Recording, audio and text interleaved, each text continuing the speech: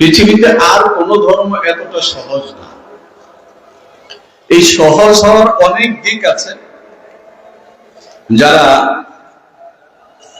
ধর্মতত্ত্ব নিয়ে লেখাপড়া করে, এটা একটা বিষয়। বিভিন্ন ধর্ম নিয়ে লেখাপড়া করে, তারপর তুলনা করে তারা বিচার করে কোন ধর্মটা কি কারণে বেশি ভালো। ধর্মতত্ত্বের ছাত্ররা জানেন একমাত্র মুসলমানদের ধর্মটাই এমন একটা সহজ সরল ধর্ম। একজন মুসলমান, সে নারী হোক পুরুষ হোক, ধনী হোক গরিব হোক, শিক্ষিত হোক অশিক্ষিত হোক, তার যখন যেখানে যে অবস্থাতে প্রয়োজন তখন সেখানে থেকে সে নিজে সরাসরি আল্লাহর সঙ্গে যোগাযোগ করতে পারে। আপনি হিন্দু ধর্মে গেলে একজন ধার্মিক সরাসরি নিজে আল্লাহর সঙ্গে যোগাযোগ করে ফেলবে, সেই রাস্তা খোলা নেই। সেখানে আবার ব্রাহ্মণের সঙ্গে যোগাযোগ করতে হবে, আবার বংশের তালিকার মধ্যে পড়তে হবে। কেউ যদি ক্ষত্রিয় গোত্রের হয়, নিম্ন বর্ণের হিন্দু হয়, চামার হয়, তাহলে এই রকমের ব্যক্তির অধিকার নাই যে সে সরাসরি সৃষ্টিকর্তার সঙ্গে যোগাযোগ করবে, কিংবা ব্রাহ্মণের বাড়িতে গিয়ে ব্রাহ্মণের মাধ্যমে সে আল্লাহর সঙ্গে যোগাযোগ করবে। এই সুযোগ তার নাই, তার ধর্ম নাই। আমরা হয়তো ওইভাবে জানি না। আমাদের প্রতিবেশীদের ধর্ম, কিন্তু এটা একটা আশ্চর্য রকমের ধর্ম। ওলামায়ে কেরাম খুব ভালো করে জানেন। পণ্ডিত জওহরলাল নেহরু নামে একজন বড় হিন্দু লিডার ছিলেন। ভারত স্বাধীন হওয়ার পরে তিনি প্রথম প্রধানমন্ত্রী হয়েছিলেন। তিনি বলেছেন যে আমাদের হিন্দু ধর্ম এক আশ্চর্য রকমের ধর্ম। যে ব্যক্তি আল্লাহ, তাদের ভাষায় হলো ঈশ্বর, ঈশ্বরকে মানে না সেও হিন্দু, যে মানে সেও হিন্দু, যে মূর্তি মানে সেও হিন্দু, যে মূর্তি পূজাকে মানে না সেও হিন্দু। কিরকম? যে ব্যক্তি মূর্তি পূজায় বিশ্বাস করে না, যেমন রবীন্দ্রনাথ ঠাকুরেরা, এরা মূর্তি পূজায় বিশ্বাস করে না কিন্তু হিন্দু। এক আশ্চর্য রকমের ধর্ম। এবং ভদ্রলোক শেষে এটা বলেছেন যে হিন্দু ধর্ম আমাদের পেছনে এমন ভাবে লেগেছে যে হিন্দু ধর্মের হাত থেকে বাঁচার আমাদের কোনো উপায় নেই। কিন্তু কথা হলো, এই যে সবার ধর্ম হিন্দু বা সবাই হিন্দু, তাহলে তো একজন নমশূদ্র হিন্দুদের একটা গোত্রীয় পরিচয়, সে যে কোনো সময় মন্দিরে যাওয়ার অধিকার রাখার কথা। কি বলেন? রাখার কথা না। কিন্তু আমরা হয়তো এটা জানি না। ঠিক যেভাবে একজন কালো বর্ণের মানুষ, সেটা জাতিসংঘের সেক্রেটারি কফি আনানো যদি হয়, তাহলে একজন সাদা খ্রিস্টানের জন্য যে গির্জা আছে, ওই গির্জায় সে প্রবেশ করতে পারবে না। সাদাদের গির্জা আলাদা, কালোদের গির্জা আলাদা। ঠিক একই ভাবে যে ব্যক্তি গণেশকে পূজা করবে, ওই ঘরের আরেক কোণার মধ্যে সে যত্ন সহকারে আবার শ্রীকৃষ্ণের মন্দির রেখে, মূর্তি রেখে তাকেও পূজা করবে, এই পারমিশন শ্রীকৃষ্ণ তাকে দেবে না। অর্থাৎ একজনকে পূজা করলে আরেকজনকে পূজা করা যাবে না। এটা হলো তাদের ধর্মের বিক্ষিপ্ততা।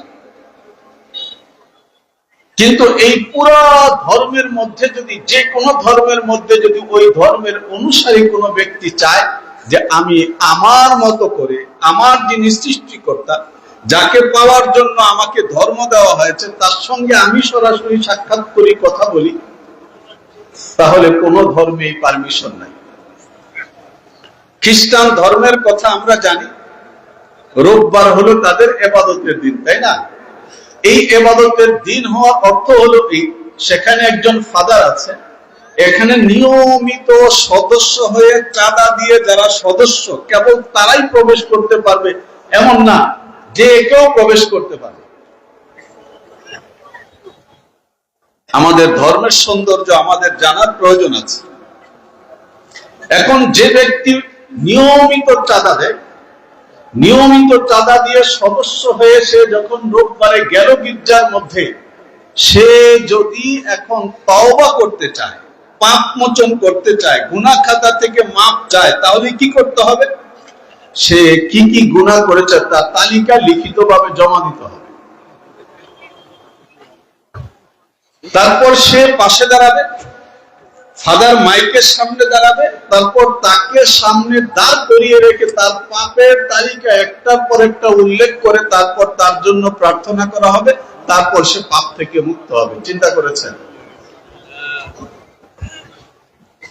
আর এর বিপরীতে ইসলাম ধর্ম এমন একটা ধর্ম, এই ধর্মের অনুসারী যে কোনো ব্যক্তি যে কোনো সময় যে কোনো জায়গা থেকে যে কোনো পরিস্থিতিতে তার নিজের ভাষায় সরাসরি আল্লাহর সঙ্গে যোগাযোগ করতে পারে। আজকের দুনিয়াতে ইসলাম ধর্ম নিয়ে সারা পৃথিবীর সমস্ত ধর্মের পণ্ডিতদের পেরেশানি ধর্মের জায়গা থেকে।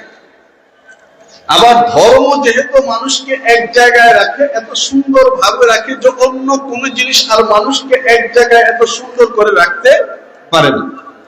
আপনারা লক্ষ্য করতেছেন এখানে এটা,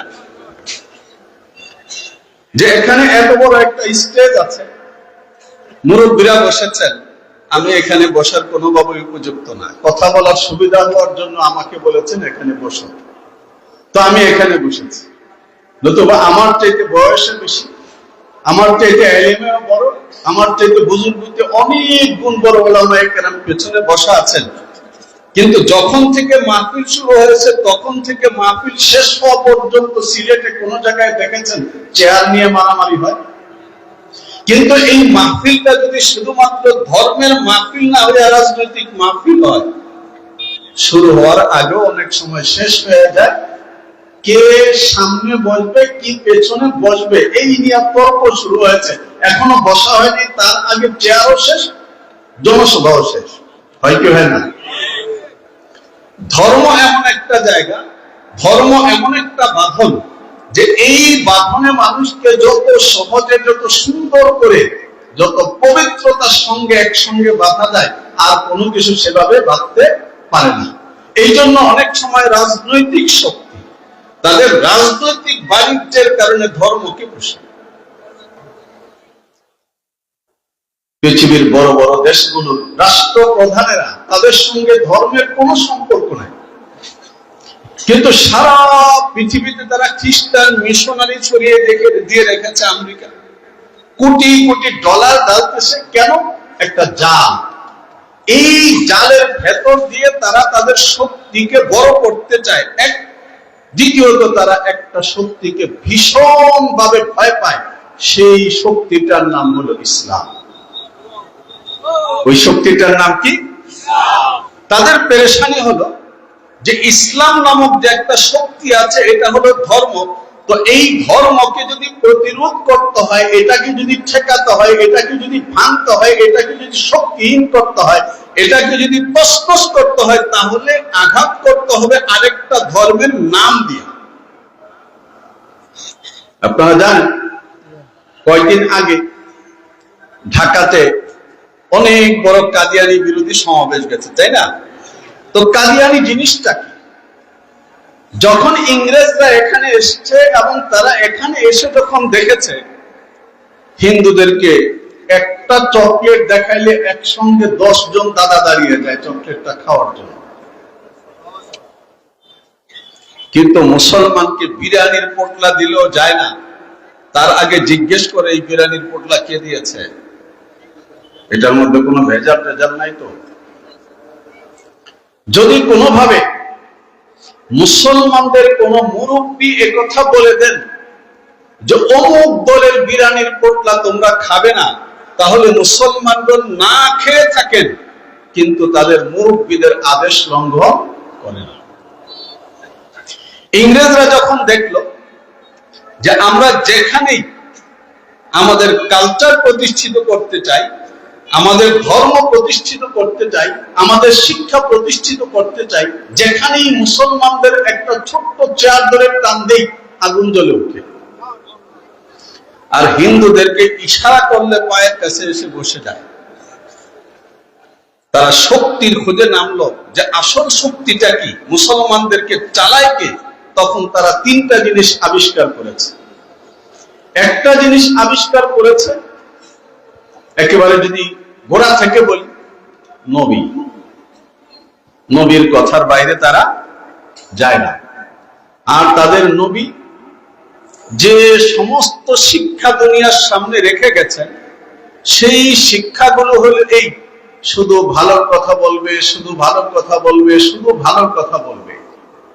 যদি কারো ক্ষেত্রে দেখা যায় যে এ নিজে তো ভালো নেবেই না, আরো 10 জনকে ভালো থাকতে দেবে না, তাহলে এটা ক্যান্সার। আর ক্যান্সারের চিকিৎসা হলো অপারেশন। ক্যান্সারের চিকিৎসা কি? না প্যারাসিটামল। ক্যান্সারের চিকিৎসা কি? এই অপারেশনকে ইসলামের পরিভাষায় জিহাদ বলা। এখন যদি কোনো ব্যক্তির মধ্যে ক্যান্সার হয় আর ডাক্তার যদি ওই অংশ কেটে ফেলে দেয়, ডাক্তারকে ডাকাত বলে কেউ? ঠিক একই ভাবে যদি কোনো জাতির মধ্যে ক্যান্সার হয়, তো ক্যান্সারের অংশটা কেটে ফেলে দেওয়া ওই জাতির প্রতি অনুগ্রহ। মুহাম্মদুর রাসূলুল্লাহ সাল্লাল্লাহু আলাইহি ওয়াসাল্লামকে আমরা জানি রাহমাতাল লিল আলামিন। সেই মুহাম্মদুর রাসূলুল্লাহ সাল্লাল্লাহু আলাইহি ওয়াসাল্লামই আবার মানব জাতিকে এই শিক্ষা দিয়েছেন যে তোমরা শুধুমাত্র রহমত রহমত ছড়াবে, কিন্তু কেউ যদি এই রহমতের সামনে বাধা হয়ে দাঁড়ায়, তাহলে অন্য অনেক মানুষ যেন রহমত থেকে বঞ্চিত না হয়, সেজন্য চাপ দিয়ে ওই বাধাটা সরাই দিতে হবে। ইন্নাল্লাহা ইউহিব্বুল্লাযীনা ইউকাতিলুনা ফী সাবিলিহি সাফফা কাআন্নাহুম বুনিয়ানুম মারসুস। পরিষ্কার বলে দিয়েছেন, সীসা ঢালা প্রাচীরের মতো যারা আল্লাহর দ্বীনকে বুলন্দ করার জন্য, আল্লাহর নামকে আসমান পর্যন্ত তুলে ধরার জন্য নিজের রক্ত বিলিয়ে দেয়, আল্লাহ তাদেরকে পছন্দ করে। ইংরেজরা দেখলো নবীর এই বাণীকে যদি সরাতে হয়, তাহলে একটা নবী বানানো লাগে। কি বানাতে হয়? ডুপ্লিকেট নবী, নবীর কপি। তো তাদের খামারে তৈরি করা ডুপ্লিকেট নবীর নাম হলো গোলাম মোহাম্মদ কাদিয়ানী। ডুপ্লিকেট। আপনারা জানবেন, যেহেতু বিখ্যাত জিনিস, সিল লেখা থাকে মেড ইন জাপান, না? আর বানায় হলো আমাদের ঢাকার বুড়িগঙ্গা নদীর ওই পারে মেড ইন জিঞ্জিরা। নাম শুনেছেন? বানায় কোথায়? জিঞ্জিরাতে। সিল কিসের? জাপান, না? এই যে কপি, এই যে 2 নম্বর গোলাম আহমদ কাদিয়ানীকে তারা তাদের খামারের মধ্যে পয়দা করেছে। কি জন্য? যে আমরা একজন নবী বানায় দেই, সাদা সিধা পাবলিককে বলবো তোমরা তো নবীর কথাই মানো। যে আমরা তো নবীর কথা মানি। এই যে আমরা একটা নবী আনছি, এই নবী সাহেব দাঁড়ান, আপনি বলেন তো এখন কি আমাদের বিরুদ্ধে জিহাদ করা যাবে? তো খামারের নবী দাঁড়ায় বলছে যে না, আল্লাহর আশীর্বাদ হলো ইংরেজ, কাজেই এদের বিরুদ্ধে জিহাদ করা যাবে না। এই হলো এক জিনিস তৈরি করেছে। নবীর পরে ইমাম ও মুজতাহিদ, তারা চিন্তা করেছে যে মুসলমানরা ইমাম মানে, মুজতাহিদ মানে, কাজেই সেটার কপিও আমরা তৈরি করতে হবে। তো এখানে তারা তৈরি করেছে ভালো জিনিস, স্যার সৈয়দ আহমদ। নাম শুনেছেন? আলিগড় ইউনিভার্সিটির প্রতিষ্ঠাতা স্যার সৈয়দ আহমদ। ওলামায়ে কেরাম খুব ভালো করে জানেন, আমাদের ইংরেজি শিক্ষিতদের মধ্যে স্যার সৈয়দ আহমদ সম্পর্কে ধারণা পরিষ্কার না। স্যার সৈয়দ আহমদের 2টো তথ্য দেই শুধুমাত্র, যেহেতু আমি অল্প কয়েক মিনিটই বলা যায়, এখন আলোচনা করব। একটা হলো তার বাণীগুলোর মধ্যে একটা বাণী এটা আছে, বেহেশত কি কোই হাকিকত নাই। বেহেশতের কোনো হাকিকত নাই, বেহেশতের কোনো বাস্তবতা নাই। তাহলে বেহেশত কি? অনেক বছর আগে ঢাকা থেকে একবার একটা আওয়াজ উঠেছিল, দেওয়ানবাগী সাহেব বলেছিলেন যে বেহেশত দোজখ এটা হলো মনের শান্তি আর অশান্তি। সারা বাংলাদেশের মানুষ আন্দোলন করেনি মুসলমানগণ, কারণ বিপুল পরিমাণে শরীর স্পষ্ট কোরআন হাদিসের বিরোধী হলো এই বক্তব্য তার আগে স্যার সৈয়দ আহমদ দিয়েছেন। স্যার সৈয়দ আহমদের একটা বড় কীর্তি, যে কারণে তিনি স্যার উপাধি পেয়েছেন, বড় কীর্তি হলো এই, মুসলমানদের মধ্যে কেউ যদি বড় আলেম হন তখন তিনি কোরআনের তাফসীর লেখেন। স্যার সৈয়দ আহমদ সাহেব লিখেছেন বাইবেল শরীফের তাফসীর, এবং তার ভূমিকা এটা লিখে দিয়েছেন যে ইংল্যান্ড থেকে পাদ্রীরা আসে এখানে খ্রিস্টান ধর্মের প্রচার করার জন্য, কিন্তু এসেই মাওলানা সাহেবদের সঙ্গে ফাইট হয়, আর রহমতুল্লাহ কেরানবী ফু দিয়ে উড়িয়ে দেয়, কাসেম নানতুবি ফু দিয়ে উড়িয়ে দেয়। তার কারণ হলো এরা লেখাপড়া করে আসে না। আমার এই তাফসীর পরে যদি প্রশিক্ষণ নিয়ে যদি আমার এই তাফসীরের আলোকে যদি তারা মুসলমানদের মধ্যে খ্রিস্ট ধর্মের কাজ করে, তাহলে মুসলমানদের মধ্যে এই প্রচার, এই তাবলীগ খুব দ্রুত কাজ করে। অনেক ভালো কাজ করেছেন না? যেমন কাজ করেছেন তারা তাকে পুরস্কারও দিয়েছেন এবং স্যার উপাধি দিয়েছেন। আরেকটা গোত্রের একটা পরিচয় দিই। গোলাম মাহমুদ কাদিয়ানী সাহেবের আগ্রহ যাচ্ছে তিনি বিয়ে করবেন। তো বিয়ে করবেন, ভালো কথা, মানুষ তো বিয়ে করে। মৌলানা মোহাম্মদ হোসেন বাটালভি, ওলামায়ে কেরাম খুব ভালো করে ওনার নাম জানেন, লামাজহাবি সম্প্রদায়, নাম শুনেছেন? লামাজহাবি। এই লামাজহাবিদের প্রথম ব্যক্তি হলেন আব্দুল হক বেনারসি। তাকে জাদ্দে আলা, প্রধান দাদা বলা হয়, উচ্চ দাদা। আর এদের প্রধান পরামর্শক হলেন স্যার সৈয়দ আহমদ। আর এদের ফাদার, পিতা মনে করা হয় মাওলানা সৈয়দ নজির হুসাইনকে। আর এদের পঞ্চম ব্যক্তি হলো মাওলানা মোহাম্মদ হোসেন বাটালভি, যার সাধনায় ইংরেজরা আহলে হাদিসকে সরকারিভাবে দলিল দিয়েছে যে উপমহাদেশে আপনারাই আহলে হাদিস, আর কেউ আহলে হাদিস না, ইংরেজরা দিয়েছে। সেই মোহাম্মদ হোসেন বাটালভির কাছে চিঠি লিখেছে কাদিয়ানী যে আমি বিয়ে করব, তোমার কাছে তো লামাজহাবি মেয়েদের তালিকা থাকে, সেখান থেকে আমাকে একটা মেয়ে দাও। মেয়ে ঠিক করেছেন, তিনি আসছেন, বিয়ে হয়েছে। বিয়ে কে পড়াইছে? এই লামাজহাবিদের প্রধান ব্যক্তি যিনি মাওলানা নজির হুসাইন সাহেব, তিনি পড়িয়েছেন বিয়ে। এবং বিয়ে করানো বাবদ তাকে 5 টাকার একটা জায়নামাজ দেওয়া হয়েছে। সব মানিক একসঙ্গে পাওয়া গেল না। এই সব ইংরেজদের সৃষ্টি। ইংরেজরা এই জিনিস কেন সৃষ্টি করলো, এই কথাটাই আমার আলোচ্য বিষয়। এটা বলবার জন্যই আমি নামাজে সব সময় যে সূরা আমরা তেলাওয়াত করি তার সামান্য অংশ আপনাদের সামনে তেলাওয়াত করেছি।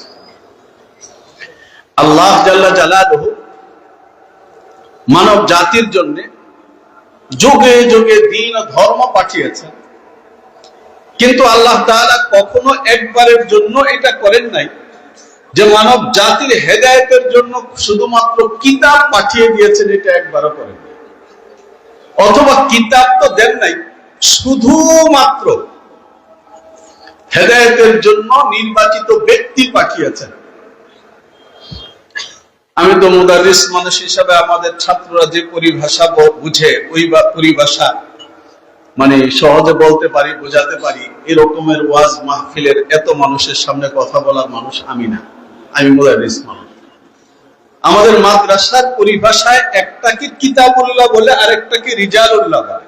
একটাকে বলে কিতাবুল্লাহ, আরেকটাকে বলে রিজালুল্লাহ। কিতাবুল্লাহ আল্লাহর কিতাব, হেদায়েতের জন্য আল্লাহ যে কিতাব দেন, যেমন কোরআন আল্লাহর কিতাব, আমাদের হেদায়েতের জন্য আল্লাহ তাআলা পাঠিয়েছেন যালিকাল কিতাবু লা রাইবা ফি হুদাল লিল মুত্তাকিন হুদাল লিন নাস, এটা কিতাব। রিজাল ব্যক্তি, কোন ব্যক্তি? যাদেরকে আল্লাহ তাআলা নির্বাচন করেছেন। আল্লাহু ইয়াসতাফি মিনাল মালাইকাতি রুসুলাম ওয়া মিনান নাস। আল্লাহ মানুষ থেকে মানুষের হেদায়েতের জন্য, মানুষকে আল্লাহর পথ দেখানোর জন্য, মানুষকে বেহেশতের পথ দেখানোর জন্য যাদেরকে নির্বাচন করেন তাদেরকে আরবিতে বলা হয় রিজালুল্লাহ। মনে রাখতে হবে না? বুঝে আসছে তো? হ্যাঁ, হ্যাঁ, এমন না যে মুখস্থ রাখতে হবে, বুঝে আসলেই হয়। একটা হলো কিতাবুল্লাহ, আরেকটা হলো রিজালুল্লাহ। আল্লাহ তাআলা মানব জাতির হেদায়েতের জন্য যখন যে জাতিকে আল্লাহ তাআলা পছন্দ করেছেন যে এদেরকে হেদায়েত দিবেন, তো ওই জাতিকে কিতাব দিয়েছেন। তাওরাত কিতাব দিয়েছেন, জাবুর কিতাব দিয়েছেন, ইনজিল কিতাব দিয়েছেন। হযরত ইব্রাহিম আলাইহিস সালাতু ওয়াস সালামকে সহিফা দিয়েছেন। আবার এই কিতাবের মধ্যে যা লেখা আছে তা বুঝিয়ে দেওয়ার জন্য, তা দেখিয়ে দেওয়ার জন্য, মনে থাকবে না, বুঝানো আবার কি দেখানো, এই বুঝিয়ে দেওয়ার জন্য, দেখিয়ে দেওয়ার জন্য আল্লাহ তাআলা যুগে যুগে নবী পাঠিয়েছেন। এটা হলো রিজালুল্লাহ। এতটুকু তো বুঝে আসলো। কিতাবুল্লাহ দুই ভাগে বিভক্ত। কিতাবুল্লাহর এক অংশ হলো যেটাকে আমাদের মাদ্রাসার পরিভাষায় বলা হয় মাতলু, কোরআন, যার ভাব ভাষা দুইটাই আল্লাহর পক্ষ থেকে পাঠানো। নবী তার জবান দিয়ে যেটাকে তেলাওয়াত করেন। ইয়াতলু আলাইহিম আয়াতিহি ওয়া ইউযাক্কিহিম ওয়া ইউআল্লিমুহুমুল কিতাবা ওয়াল হিকমা ওয়া ইন কানু মিন ক্বাবলু লাফি দালালিন মুবিন। ইয়াতলু আলাইহিম আয়াতিহি, কোরআন। এর আরেক পার্ট, আরেক অংশ হলো যেটা আল্লাহ তাআলা শব্দ সহকারে আসমান থেকে নাযিল করেন নাই, বাল হুয়া কুরআনুম মাজিদ ফি লাওহিম মাহফুজের অংশ না, বরং আল্লাহ তাআলা তার নবীর দিলের মধ্যে ঢেলে দিয়েছেন, নবীকে বুঝিয়ে দিয়েছেন, শিখিয়ে দিয়েছেন। নবী সেটা বলেছেন, করে দেখিয়েছেন। এটা হলো কিতাবুল্লাহর দ্বিতীয় অংশ, যেটাকে আমরা সুন্নাত বা হাদিস বলি। রিজালুল্লাহ তার দুই অংশ। এক অংশ হলো যাদেরকে আল্লাহ তাআলা সরাসরি নবী হওয়ার জন্য নির্বাচন করেছেন। দ্বিতীয় অংশ হলো যাদেরকে আল্লাহ তাআলা সরাসরি নবীর ছাত্র হয়ে, সরাসরি নবীর কাছ থেকে দ্বীনকে বুঝে নেওয়ার জন্য নির্বাচন করেছেন। উলামায়ে কেরাম খুব ভালো করে জানেন, কোরআন কারীমের মধ্যে নবী পাঠানো এর জন্য আল্লাহ তাআলা শব্দ ব্যবহার করেছেন হলো বাসা। লাকাদ মান্নাল্লাহু আলাল মুমিনিন ইয বাসা ফীহিম রাসূলাম মিন আনফুসিহিম। বাসা, প্রেরণ করা। বিখ্যাত ঘটনা, এক ব্যক্তি রাসূলুল্লাহ সাল্লাল্লাহু আলাইহি ওয়াসাল্লামের মসজিদের মধ্যে এসে নামাজ পড়তেছে। নামাজ পড়া শেষ, তো দোয়া করতেছে। নামাজ শেষ করার পর আমরা দোয়া করি।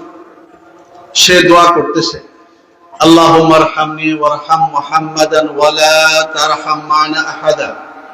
আল্লাহ আমার উপর রহম করো, আমার নবী মুহাম্মদের উপর রহম করো, আর কারো উপর রহম করো না। মনে করেছে আল্লাহর রহম এত ভালো জিনিস না। ভালো জিনিস হলে বলে না ছোট বাচ্চারা, আব্বু আমি আর তুমি খেয়ে আর কাউকে দিব না, বললে না? হ্যাঁ, যে আব্বু আমি আর তুমি, আম্মুকে দেওয়া যাবে না। কেন? আম্মু আমাকে বকা দিয়েছে, এই ভালো খাওয়া আম্মুকে দেওয়া যাবে না। তো সে ওরকম দোয়া করতেছে, আল্লাহুম্মা আরহামনি ওয়ারহাম মুহাম্মাদান ওয়া লা তারহাম মা'না আহাদা, আর কাউকে রহম করো না। তার দোয়া শেষ হওয়ার পরে রাসূলুল্লাহ সাল্লাল্লাহু আলাইহি ওয়াসাল্লাম ডাকলেন। কাছে আসার পরে কি দোয়া করলা?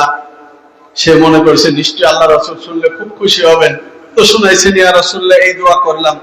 আল্লাহ রাসূল বললেন, লাকাদ তাহাজ্জাতা ওয়াসিআন। আল্লাহর রহম তো সাগর, সারা দুনিয়ার সব মানুষকে এই রহম দিয়ে যদি আল্লাহ গোসল করায় দেন, আল্লাহর রহমের এক ফোঁটা শেষ হবে না। তুমি এত বড় রহম শুধু আমাদের দুইজনের জন্য চাইলা কেন? জগতের সব মানুষের জন্য চাইলা। তখন সে আমাদের ভাষায় হলো সরি, নাকি ইয়া রাসূলুল্লাহ ভুল হয়েছে, সামনে ঠিক হয়ে যাবে।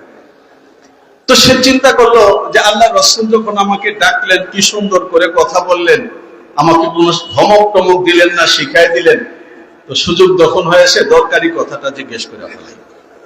তা খুব দরকারি কথা ছিল, তা বলা হয় না। তো আজকে চান্স পাওয়ার পরে চিন্তা করেছে, যখন একেবারে কাছে ঘনিষ্ঠ আল্লাহ রাসূল ডেকে আমার সঙ্গে কথা বলছেন, এই চান্সে আমার দরকারি কথাটা বলে ফেলি। মাতা সা ইয়া রাসূলুল্লাহ, ইয়া রাসূলুল্লাহ, কিয়ামত কবে হবে?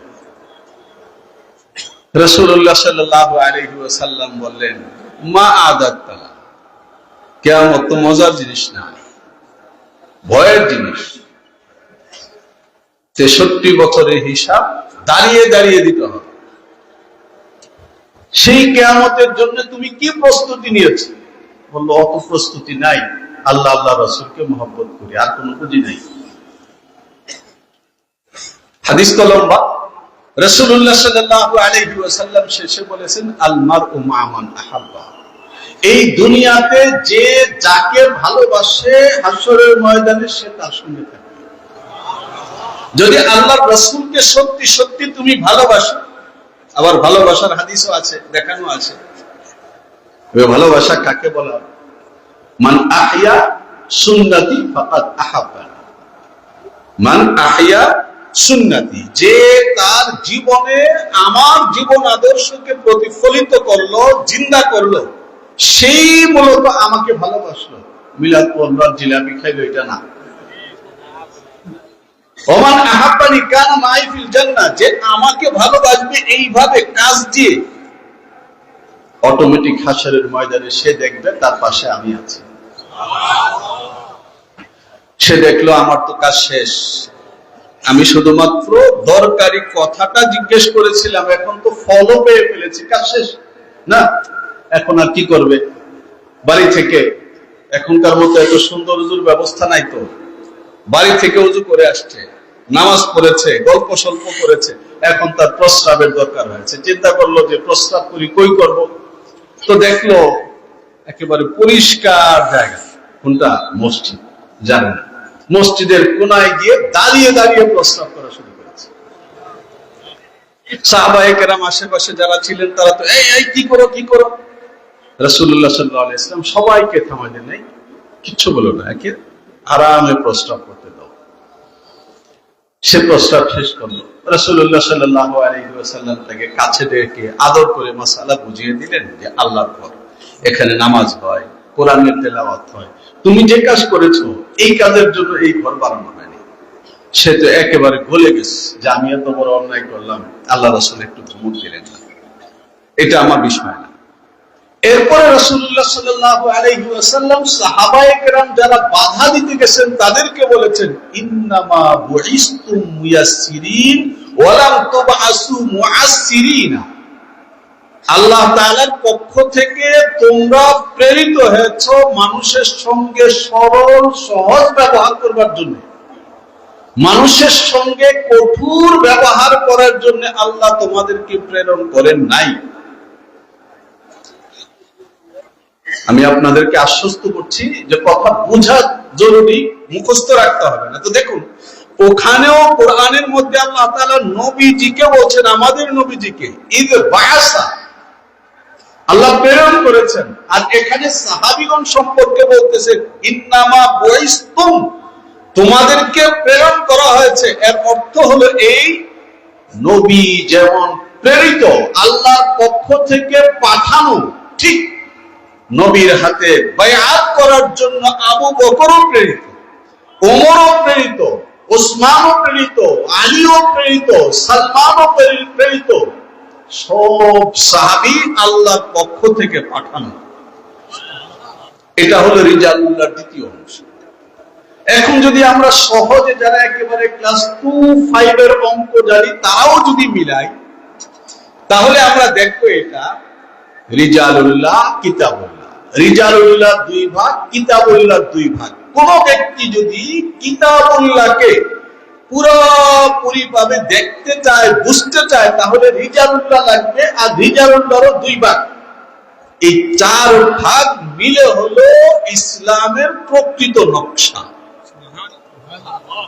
যদি কোনো ব্যক্তি বলে যে আমি কোরআন মানি, হাদিস মানি না, তাহলে ইসলামের নকশাকে সে 4টা টুকরা করে একটা টুকরা ফেলাই দেবে। আমি যদি দাঁড়াই, আমাকে যদি 4 টুকরা করে 1 টুকরা ফেলে দেওয়া হয় তাহলে আর আমি থাকবো? আপনারা থাকবেন কেউ? কাজেই আহলে কোরআন পার্টি আছে। কি পার্টি? আহলে কোরআন, যারা নিজেরা নিজেদেরকে দাবি করে যে আমরা হলাম কোরআন মানি। কত সুন্দর না? আরবিতে এদেরকে আল কোরআনিয়ুন বলা হয়। তারা কোরআন মানে হাদিস মানে না, তাহলে তারা ইসলামের 4 টুকরা 3 টুকরা মানে না, 1 টুকরা মানে। মুসলমান আরেক দল যারা নিজেদেরকে আহলে হাদিস বলেন, এদেরকে ধরা খুব মুশকিল, কারণ এদের হোল্ডিং নম্বর নাই। হোল্ডিং নম্বর বুঝেন তো? বাসা বাড়ির নম্বর থাকে না? যাদের হোল্ডিং নম্বর থাকে তাদেরকে ধরা যায়, ঠিকানা অনুযায়ী গিয়া পাওয়া যায়, কিন্তু যারা কোনো হোল্ডিং নম্বর রাখে না তাদেরকে ধরা যায় না। তারা এই বলে যে আমরা হাদিস ছাড়া কিচ্ছু মানি না। এখান থেকে কিতাব বের করে উপরে নাসিরউদ্দিন আলবানী লেখা, এটা কি? ওইখান থেকে দলিল দেয়, ইবনে তাইমিয়ার কিতাব থেকে দলিল দেয়। আবার তখন বলা হয় ঠিক আছে ইবনে তাইমিয়ার কিতাব থেকে দলিল দিয়েছো, তো এখন ইমাম ইবনে তাইমিয়া রাহিমাহুল্লাহ তাআলা 4 ইমাম সম্পর্কে কি কি বলেছেন সেটা শোনো। তখন বলে যে ইবনে তাইমিয়া কি নবী নাকি? আমরা কি ইবনে তাইমিয়া মানে একটু আগে যে মানলাম? হোল্ডিং নাম্বার নাই। পাকিস্তানের বিখ্যাত মুনাজির মাওলানা আমিন শব্দকে প্রশ্ন করা হয়েছে, লামাযহাবী নিজেরা ইংরেজদের থেকে কাগজ নিয়ে আসছে লেখাইয়া যে ওনারা আহলে হাদিস। চিন্তা করেন, যে ইংরেজ 51,000 আলেমকে শহীদ করেছে, যে ইংরেজ 2 লাখ মুসলমানকে শহীদ করেছে, যে ইংরেজ এই উপমহাদেশের বাঙ্গাল অঞ্চলের 80,000 মাদ্রাসা মসজিদের ওয়াকফ সম্পত্তিকে বাতিল করেছে, যে ইংরেজ দিল্লির সবগুলো মসজিদকে বিরান করেছে, মসজিদ ভেঙে পার্ক বানিয়েছে, সেই ইংরেজরা যাদেরকে আহলে হাদিস বলে তারা কি মুসলমানদের পার্টি হতে পারে?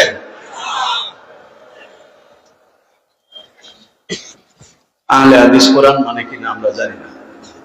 এরা বলে এটা যে একমাত্র আল্লাহ এবং আল্লাহর রাসূল ছাড়া আর কাউকে ফলো করা যায় না, কাউকে মানা যাবে না। কিন্তু আল্লাহ কি বলেছেন? আল্লাহ তো পরিষ্কার বলেছেন, আস-সাবিকুনাল আউওয়ালুনা মিনাল মুহাজিরিন ওয়াল আনসার ওয়াল্লাযীনা ইত্তাবাউহুম বিইহসানিন রাদিয়াল্লাহু আনহুম ওয়া রাদু আন। 3 শ্রেণীর মানুষের প্রতি আল্লাহ খুশি। সাহাবায়ে কেরামের মধ্যে 2 শ্রেণী, মুহাজির আনসার। আর এই মুহাজির আনসারদের যারা উত্তম রূপে অনুসারী, আল্লাহ কোরআনে বলতেছেন তাদেরকে যে এদের প্রতি আল্লাহ খুশি, আর এরা বলে কাউকে মানা যাবে না। তাহলে এরা কোরআন মানলো?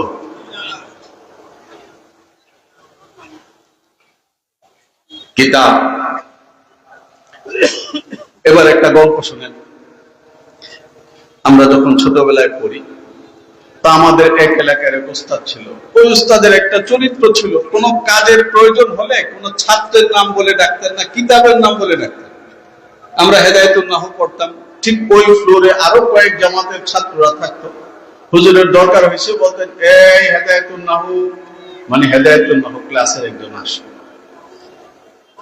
কিছু পোলাপান ছিল এরকমের দুষ্ট, ডাক দিলে ওরা আস্তে করে একটা হেদায়েতুন নাহু তুলে হুজুরের যে পর্দা ছিল ওই পর্দার কাছে আপনি দিত, যা খেদমত করে আয়। কি বলে? যদি একটা লাইব্রেরির মধ্যে পৃথিবীর সমস্ত ইসলামী কিতাবপত্র রাখা হয় না, কোরআন হাদিস ফিকহ যত কিতাব আছে দুনিয়ার সমস্ত কিতাব যদি একটা লাইব্রেরির মধ্যে রাখা হয়, আর এর মাঝখানে বসে যদি 3 জন পাগল বসে বসে রুটিন করে যদি মাসের পর মাস মদ খায়, তাহলে সহিহ বুখারী শরীফ তাকে কিছু বলবে? সহিহ মুসলিম তাকে কিছু বলবে? আর এদিক দিয়া যাওয়ার সময় যদি মহল্লার ইমাম সাহেব একটু গন্ধ পায়, গন্ধটা কেমন, জানলা ফাঁক করে দেখে 3 জন গোল হয়ে বসে বসে টানতেছে আর বলতেছে, সিলেটি ভাষা তো জানি না, আমাদের এলাকার ভাষায় হলো বাংলাদেশটাকে উল্টায় ফেলা। রাস্তা সোজা করেন, শুনে নাই? হ্যাঁ, ধরলে কি করে? দুইজনে বলে বসে রাস্তা ঢাকায়, কিরে কি করস? রাস্তাটা বাঁকা হয়ে গেছে, ঠিক করতেছি। ইমাম সাহেব যাওয়ার সময় একটা গন্ধ লেগেছে নাকের মধ্যে। ইমাম সাহেব ভালো করে দেখলেন, পরে দেখলেন তিনজন গোল হয়ে বসে কি যেন করে আর এমন এমন কথা বলে।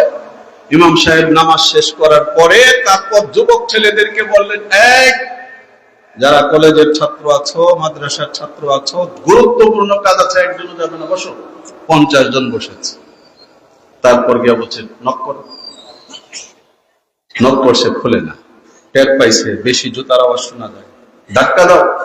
ধাক্কা দিছে, দেখে সুন্দর বোতল সাজানো, সাইজ নাকি কেন? জিন্দা কিতাব, কাগজের কিতাব।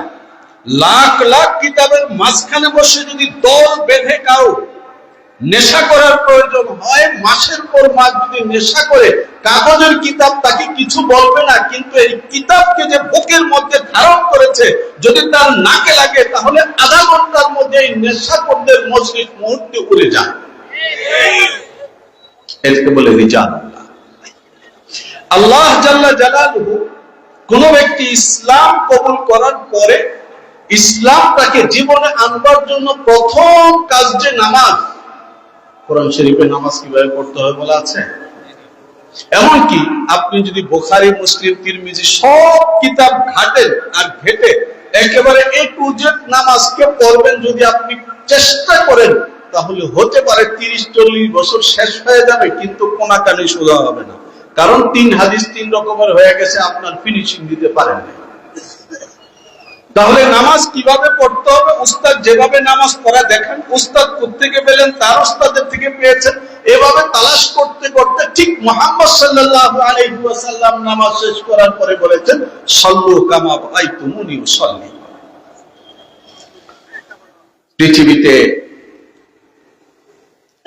বিভিন্ন সময় মুসলমানদেরকে ক্ষতিগ্রস্ত করবার জন্য নানা রকমের দলের আবির্ভাব হয়েছে, কিন্তু দেখা গেছে ধর্মের নামে মানুষকে ধোঁকা দেওয়ার জন্য যত দল তৈরি হয়েছে, তারা ওই কিতাবের মধ্যে হাত দেয় নাই। তারা প্রধান টার্গেট করেছে রিজালুল্লাহকে। রিজালুল্লাহকে আমি সংক্ষেপে কয়েকটা উদাহরণ দিয়ে আমার আলোচনা শেষ করছি। রিজালুল্লাহ ইহুদি, তারা রিজালুল্লাহকে মূল্যায়ন করতে গিয়ে ভুল করেছে। হযরত উযাইরকে আল্লাহর ছেলে বলেছে, শিরকের মধ্যে পড়ে গেছে গোমরাহ।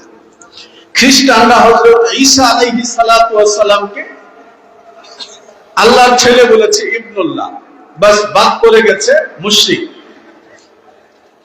এরপরে মুহাম্মদুর রাসূলুল্লাহ সাল্লাল্লাহু আলাইহি ওয়াসাল্লামের জামানা যখন আসে, তখন রাফিজি নামক একটা দল, এখন যাদেরকে শিয়া ইমামিয়া বলা হয়, এখন ইরানে যারা ক্ষমতায় আছে, তাদের গোড়াতে যারা ছিল, তারা হযরত আলী রাদিয়াল্লাহু তাআলা আনহুকে ইলাহ, মাবুদ মানত।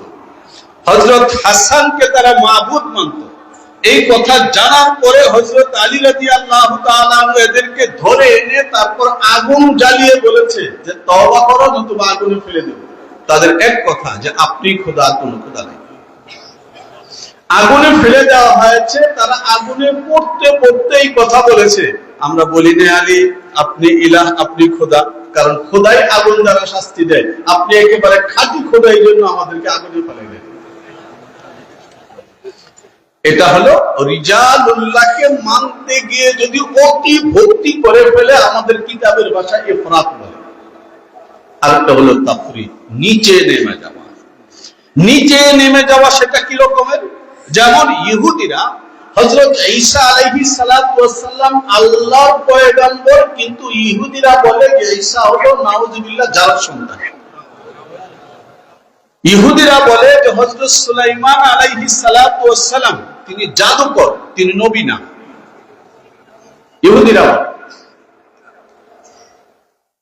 আর মুসলমানদের ইসলাম ধর্মে এসে সর্বপ্রথম এই শিয়ারা আহলে বাইত, রাসূলের পরিবারের কয়েকজন বাদ দিয়া বাকি সবাইকে কাফের বলেছে। এবং প্রাচীন কালের কথা না, আপনাদের মধ্যে যাদের 40 বছর বয়স, এই ইরানি আন্দোলন যারা দেখে বড় হয়েছেন, তাদের মধ্যে যারা রাজনীতির খোঁজখবর রাখেন, তারা ইরানের বিখ্যাত ব্যক্তি রাফসানজানিকে চেনেন, তার নাম জানার কথা। দীর্ঘদিন তিনি সেখানকার পার্লামেন্টের স্পিকার ছিলেন, পরে প্রেসিডেন্ট হয়েছেন। প্রেসিডেন্ট হওয়ার পরে তিনি যখন সৌদি আরবে গেছেন রাষ্ট্রীয় মেহমান হিসাবে, শেখ আব্দুর রহমান আল হুজাইফিকে সৌদি সরকার দায়িত্ব দিয়েছিল মাজারাতে মুকাদ্দাসাকে জিয়ারত করে দেখানোর জন্য। সে আল্লাহর রাসূলের কবর শরীফের সামনে রাফসানজানিকে নিয়ে গেছে, গিয়ে পরিচয় করিয়ে দিয়েছে এটা আল্লাহর রাসূলের কবর, সালাম দিন। সালাম পেশ করেছে। সালাম পেশ করবার পরে যখন হযরত আবু বকর ওমরের কবরের সামনে এসে শেখ হুজাইফি বলেছেন যে এটা আল্লাহর রাসূলের দুই বন্ধু, দুই খলিফা আমিরুল মুমিনিন আবু বকর সিদ্দিক, আমিরুল মুমিনিন ওমর ফারুকের কবর, তখন রাফসানজানি সঙ্গে সঙ্গে এই কথা বলে ধমক দিয়েছে, আজিতানি ইলা হাদাইনিল মুনাফিকাইন। এই শিয়াদের আকীদা। রাসূলুল্লাহ সাল্লাল্লাহু আলাইহি ওয়াসাল্লামের পাশে শোয়া যে দুই বন্ধু, সেই দুই বন্ধুকে যারা কাফের বলে, মুনাফিক বলে, তারা মুসলমান হতে পারে? তাহলে পাগড়ি আছে যে,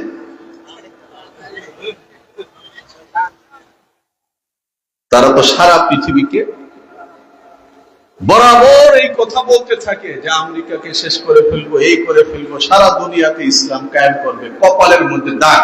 কিন্তু আবু বকরকে বলে মুনাফিক। শুধু এটাই না, তাদের দাবি এটা যে যখন আমাদের শক্তি বড় হবে, আমরা যখন মক্কা মদিনা দখল করতে পারবো, তো আয়েশাকে কবর থেকে তুলে আমরা দৌড়াবো। এদের কথা তালিবে ইলমরা জানেন, কিন্তু আজকাল কমে গেছে এই মুতালা। হযরত মাওলানা মুহাম্মদ মনজুর রহমানী রাহিমাহুল্লাহ তাআলা ইরানি ইনকিলাব পাঠ্য কিতাবের মতো সবকান এখন তালিবে ইলমদের পড়া উচিত। যে এই শিয়ারা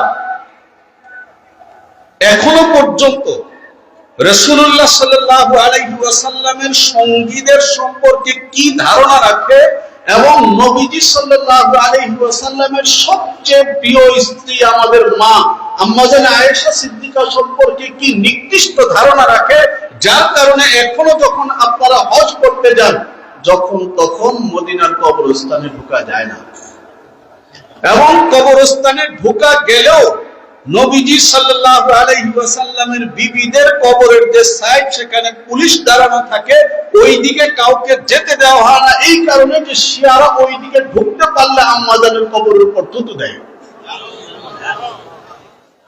পাগড়ি আছে, জুব্বা আছে, তসবিহ আছে। এরা যখন তাওয়াফ করতে থাকে, আপনাদের যে কেউ দেখলে পায়ের কাছে পড়ে বলতে পারেন যে শাক সাল্লাম, এত বড় হুজুর পাইছে এর কাছে মরে।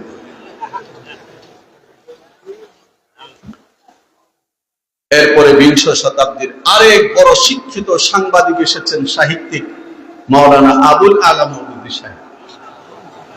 তিনি এসে বলেছেন, खुदा और रसूल खुदा के सिवा और किसी को मेयार हक न समझो।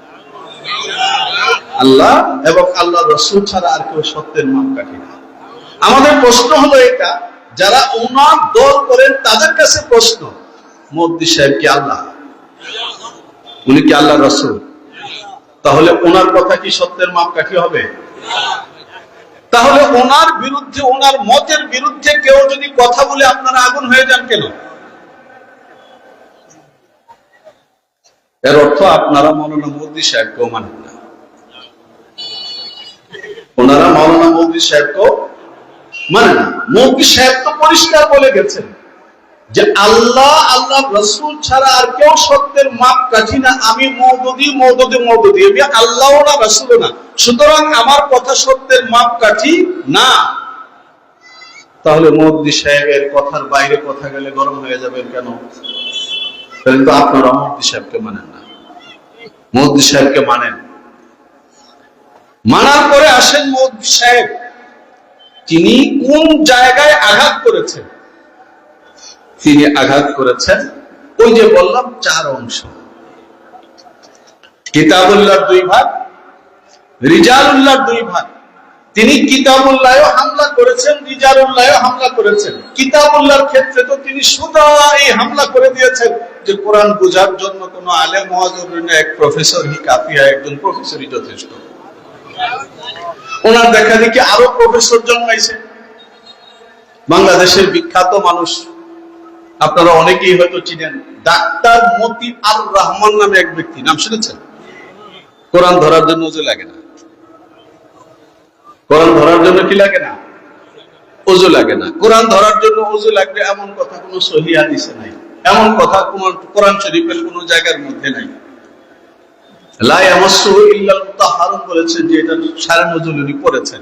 এখন শানে নজুল কি কোরআন শরীফে আছে? এটা যে শানে নজুল উনি তাফসীর দেখে যে বলতেছেন, ওইটা কি কোরআন শরীফে আছে? বিখ্যাত ঘটনা আপনারা বারবার শুনেছেন। উমর রাদিয়াল্লাহু তাআলা আনহু যখন খোলা তরবারি নিয়ে বের হয়েছেন, মুহাম্মদ সাল্লাল্লাহু আলাইহি ওয়াসাল্লামকে হত্যা করবার জন্য পথে জানলেন যে কোথায় যাচ্ছ, সেখানে হত্যা করে নিরাপদে চলে আসবে আর বনু হাশেম তামাশা দেখবে। এত যদি সাহস আর শক্তি থাকে তাহলে তোমার আপন বোন ইসলাম কবুল করেছে, সেখানে যাও। ওমর সেখানেই গেছে। এরপরে যে ঘটনা বিখ্যাত আপনারা জানেন, গিয়ে ওমর রাদিয়াল্লাহু তাআলা আনহু আক্রমণ করেছেন তার বোন, সেও তো খাত্তাবের মেয়ে। ওমর যদি খাত্তাবের ছেলে হয়ে থাকে তাহলে ফাতেমাও কি খাত্তাবের মেয়ে? সেও দাঁড়িয়ে গেছে। বলো তোমার কি বলার আছে? আঘাত করেছে। সে বলেছে যে তুমি যদি খাত্তাবের ছেলে হয়ে থাকো, আমিও খাত্তাবের মেয়ে, আমি তোমাকে ভয় করি না, আমি মুসলমান হয়েছি, তোমার কি? ওমরের আঘাতে তার বোনের কপাল ফেটে গেছে। ওমরের চোখে যখন এই রক্ত পড়েছে তখন ওমর ভয় পেয়ে গেছে, এই কারণে যে এই কথা যদি বাইরে জানাজানি হয়ে যায় তাহলে মানুষ আমাকে থুতু দিবে যে আমরা ওমরকে বীর জানতাম। কোন বীর কখনো কোন নারীর গায়ে হাত তোলে না, সে তো নারীর গায়ে হাত তুলেছে। ওমর ঠান্ডা হয়ে গেছে যে ভুল করে ফেলেছে। তারপর কি হয়েছে? ওমর বলেছেন, কি পড়তেছিল আমাকে দেখাও। দেখানো যাবে না, তুমি পবিত্র না। পড়ি না আমরা? সিরাতে ইবনে হিশামের মধ্যে একেবারে সনদ সহকারে ইমাম ইবনে হিশাম রাহিমাহুল্লাহ তাআলা উল্লেখ করেছেন, কোনো বানানো ওয়াজ না। এবং এটা প্রাচীন কাল থেকে শুনতে শুনতে বাংলাদেশে এটা মুতাওয়াতিরের মতো হয়ে গেছে। তো সেখানে ওমরের বোন এই কথা বলছে, তুমি অপবিত্র, এই লিখিত কিতাব তোমাকে দেয়া যাবে না। তিনি বাইরে যাচ্ছেন, গোসল করছেন, পবিত্র হচ্ছেন, তারপরে এসে ধরতেছেন। ডাক্তার সাহেব বলে গোসল লাগে না, ওযু লাগে না। আর ওমরের বোন কি বলে? ওমরের বোন এটা বানাই কইছে, মোল্লা মানুষ না, হুজুরদের কথা। রিজালুল্লাহকে অস্বীকার করা। প্রথমে কোরআনের এই জায়গার মধ্যে হাত দিয়েছেন যে কোরআন বোঝার জন্য কিছু লাগবে না, প্রফেসরই যথেষ্ট, বাস। এরপরে যা করেছেন সেটা খুব ভয়ানক। একটা হলো আবেগের জায়গা, আর একটা হলো তাহকিকের জায়গা। আবেগের জায়গা হলো তিনি রিজালুল্লাহর উপর যে হামলা করেছেন, ফাসাব্বিহ বিহামদি রাব্বিকা ওয়াস্তাগফিরহু, এর তাফসীর করেছেন। এটা যখন পড়ে তখন একজন মুসলমান নিজেকে ধরে রাখতে পারে না যে সে আমার নবীকে গুনাহগার বলতেছে। কিন্তু তার আক্রমণের বড় জায়গা যেটা, সেটা হলো কোরআনে কারীম কি চার বুনিয়াদি ইসতিলাহে ইলাহ, রব, দ্বীন, ইবাদত। তিনি বলেছেন এই ইলাহ, রব, দ্বীন, ইবাদত। ইলাহ লা ইলাহা ইল্লাল্লাহু মুহাম্মাদুর রাসূলুল্লাহ, দ্বীন ইন্নাদ দীনা ইনদাল্লাহিল ইসলাম, ইবাদত ওয়া'বুদ রাব্বাকা হাত্তা ইয়াতিয়াকাল ইয়াকিন ওয়া মা খালাকতুল জিন্না ওয়াল ইনসা ইল্লা লিয়াবুদুন। রব, আলহামদুলিল্লাহি রাব্বিল আলামিন। ইসলামের এই মৌলিক চারটি পরিভাষা নাকি কেউ বুঝে নাই ইসলামের প্রথম শতাব্দীর পরে। তো তিনি তো ইসলামের প্রথম শতাব্দীর মানুষটা, তিনি কিভাবে বুঝলেন? ও হইয়াছে। তারপর তিনি সেটাকে নিজের মতো করে বুঝাইছেন, পেশ করছেন। কি বুঝাইছেন? বুঝাইছেন হলো এটা যে ইবাদত অর্থ হলো ইতাআত। তালিবে ইলমরা তো বুঝে ফেলেছে, ইবাদত অর্থ ইতাআত, মানে আনুগত্য করা। ইবাদত বললে আমরা যেটা বুঝি, আমরা কোনটা বুঝি? তাফসিরে আবি সাউদে যেটা আছে আমরা কোনটা বুঝি? যেটা ইবনে কাসিরে লেখা আছে। আমরা কোনটা বুঝি? কাশাফে যেটা লেখা আছে। তাফসিরের কিতাবে যেটা লেখা আছে সেটা আমরা বুঝি। ওনার কথা হলো যে কোন তাফসিরওয়ালা কি লিখছে এটা না, প্রফেসরকে জিজ্ঞেস করো। প্রফেসর এটা থেকে কি বুঝেছেন? প্রফেসর এটা বুঝেছেন যে ইবাদত মানে ইতাআত, ইতাআত মানে আনুগত্য করা। কাজেই একমাত্র আল্লাহ ছাড়া আর কারো আনুগত্য করা যাবে না। জীবনের সকল ক্ষেত্রে আল্লাহর আনুগত্য করতে হবে, এটা হলো ইবাদত। শুনতে অনেক ভালো শোনা গেছে, কিন্তু ক্লাসের ছাত্রদের পক্ষ থেকে একটা এতরাজ আছে, ইশকাল আছে, প্রশ্ন আছে। প্রশ্ন হলো এই, ইবাদতের মধ্যে শিরিক জায়েজ আছে? হ্যাঁ, যদি শিরিক জায়েজ থাকতো তাহলে কি আমরা ঢাকা থেকে এসে শাহজালালের মাজার জিয়ারত করার চান্স পেতাম এই বড় বড় হুজুররা থাকতে?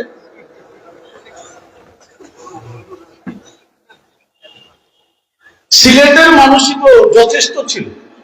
ইবাদতের মধ্যে শিরক হয় না, কিন্তু এটা আতিউল্লাহ ওয়া আতিউর রাসূল ওয়া উলিল আমরি মিনকুম। শুধুমাত্র আল্লাহর ইতাআত করলে হবে না, রাসূলের ইতাআত করতে হবে। শুধু রাসূলের ইতাআত করলে হবে না, উলুল আমরের ইতাআত করতে হবে। কে বলছে? কোরআন। তাহলে কোরআন বলতেছে যে ইতাআত এমন একটা ইসলামের বিধান যেখানে শিরক জরুরি।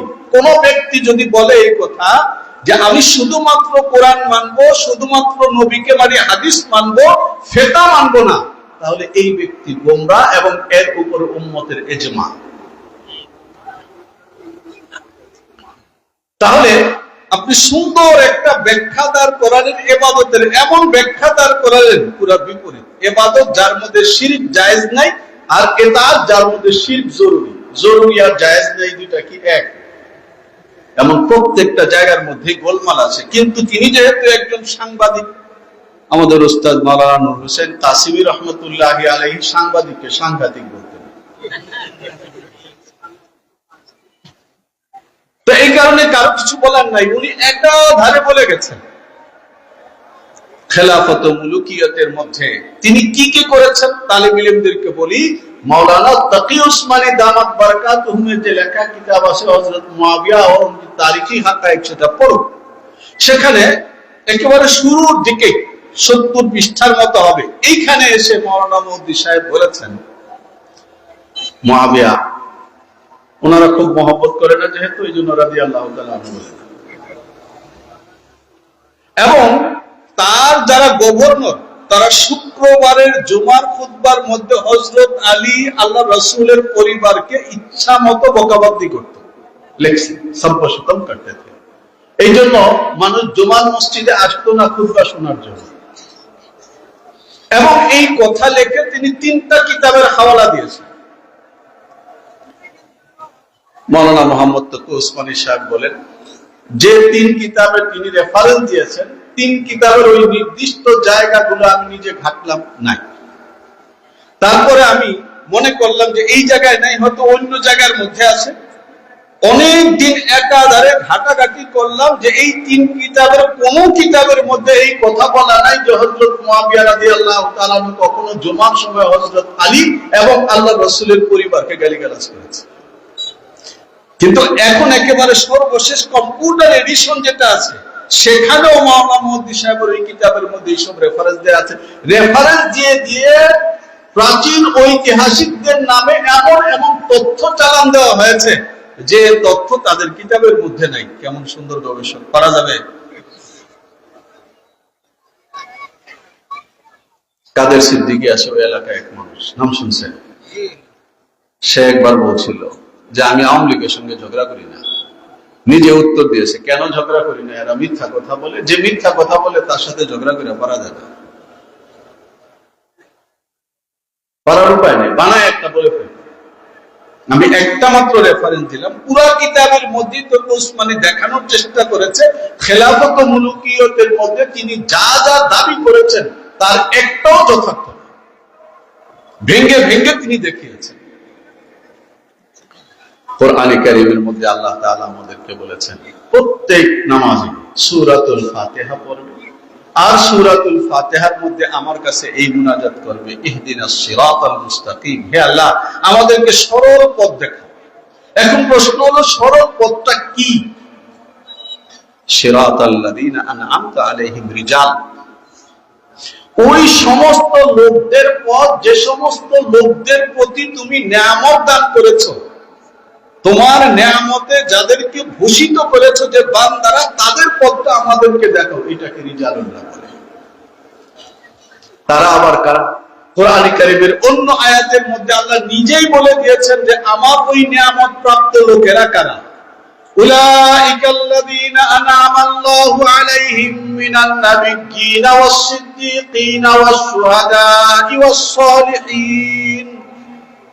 আল্লাহ উল্লেখ করে দিয়েছেন নবিয়্যিন ওয়াস-সিদ্দীকিন ওয়াশ-শুহাদা ওয়াস-সালিহিন, তার প্রথম মেসদাক সাহাবায়ে কেরাম। এর অর্থ হলো যে এই যে রিজালুল্লাহ, নবীগণ, সিদ্দিকগণ, শহীদগণ এবং উম্মতের নেক লোকগণ, তাদের যে পন্থা, নামাজের মধ্যে আল্লাহ তাআলা প্রত্যেক রাকাতে শিখিয়েছেন যে দাঁড়িয়ে মুসল্লায় দাঁড়িয়ে আমার কাছে প্রার্থনা করো, আমার এই নির্বাচিত, আমার এই প্রেরিত, আমার এই পছন্দের বান্দাদের রাস্তা যেন তোমরা পেয়ে যাও। এই দারুল হাদিস থেকে শুরু করে দারুল উলুম দেওবন্দের সন্তান তুল্য পৃথিবীর যত প্রতিষ্ঠান আছে, অন্যভাবে বলে মুহাম্মদুর রাসূলুল্লাহ সাল্লাল্লাহু আলাইহি ওয়াসাল্লামের মাদ্রাসাতুস সুফফা থেকে বেরিয়ে আসা পৃথিবীর যত দ্বীনি প্রতিষ্ঠান আছে, সমস্ত দ্বীনি প্রতিষ্ঠানের টার্গেট একটা, এই যে চার কিসমের রিজালুল্লাহ, তার মধ্যে নবী হওয়ার সুযোগ নাই। এরপরে যে তিন প্রকার আছে, এই মাদ্রাসাগুলো চায় যে এখান থেকে সিরাতাল মুস্তাকিম সিরাতাল্লাযীনা আন'আমতা আলাইহিম, আল্লাহর নিয়ামতের উপযুক্ত নিয়ামত প্রাপ্ত বান্দাদের কাফেলা তৈরি করা, দল তৈরি করা। তার কারণ মানুষ যদি চায় যে আমি আল্লাহর দ্বীন শিখবো, কিতাব পড়ে দ্বীন শিখতে পারবে না। ইসলাম সে তো পরশ মানিককে পেয়েছে তারে খুঁজি, পরশে তাহার শোনা হয়েছে যারা, তাদের মোরা বুঝি। নজরুল বলেছেন যে ইসলামকে তুমি যদি বই পড়ে বুঝতে চাও, তাহলে এই পরশগুলি তুমি বুঝতে পারবে না, বরং ইসলামের পরশে যারা শোনা হয়েছেন সাহাবায়ে কেরাম, তাবিঈনে এজাম, আইম্মায়ে কেরাম এবং যুগে যুগে বুজুর্গ ফুকাহা উলামায়ে কেরাম, যদি তুমি তাদের সান্নিধ্যে আসো, তাহলে যথার্থ দ্বীন ইসলাম তুমি বুঝতে পারবে। আমি আপনাদের খেদমতে এই কথাটাই বলতে চাচ্ছি, যদি দ্বীন বুঝতে হয়, দ্বীন মানতে হয়, দ্বীনের সঙ্গে থাকতে হয়, এবং কখন কোন জায়গায় কিভাবে দ্বীনের উপর হামলা হয়, যারা দ্বীনের উপর হামলা করে তাদেরকে চিহ্নিত করে প্রতিরোধ করতে হয়, আল্লাহর জমিনে আল্লাহর দ্বীনকে টিকিয়ে রাখতে হয়, তাহলে উলামায়ে কেরামের সঙ্গে থাকতে হবে, রিজালুল্লাহর সঙ্গে থাকতে হবে। এই ব্যক্তিদেরকে আক্রান্ত করা, এই ব্যক্তিদের সম্পর্কে বিশুদ্ধার করা, এই জামাতকে মানুষের সমাজের সামনে যারা ছোট করতে চায়, তারা এটা চায় মুসলমানদের সামনে যেন ইসলামের কোন নমুনা না থাকে। তাহলে কি হবে? ওনাদের লেখা বই, সেই বই পড়া পড়া তাদের মতো মুসলমান তৈরি হবে। আল্লাহ তাআলা আমাদের সকলকে বুঝবার এবং মানবার তৌফিক দেন। আমিন।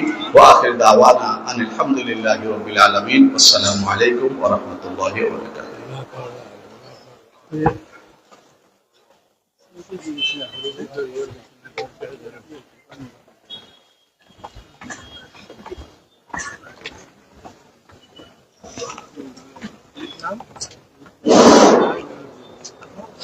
সিল্লা হুজুর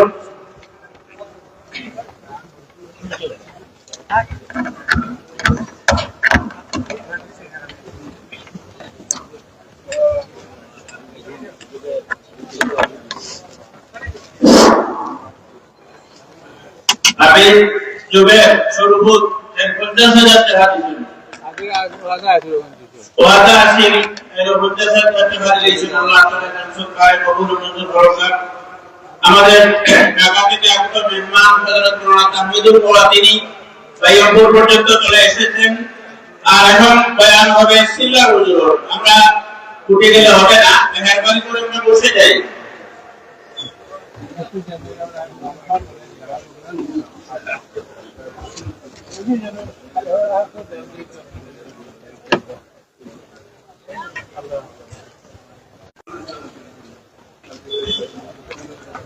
ডাক্তার জহুরুল ইসলাম লতিফপুরি একদিনের একটা হাদিস চক্ষু রোগ বিশেষজ্ঞ আল্লাহ তাআলা সরকারে কবুল ও মঞ্জুর করুন আল্লাহুম্মা আমিন।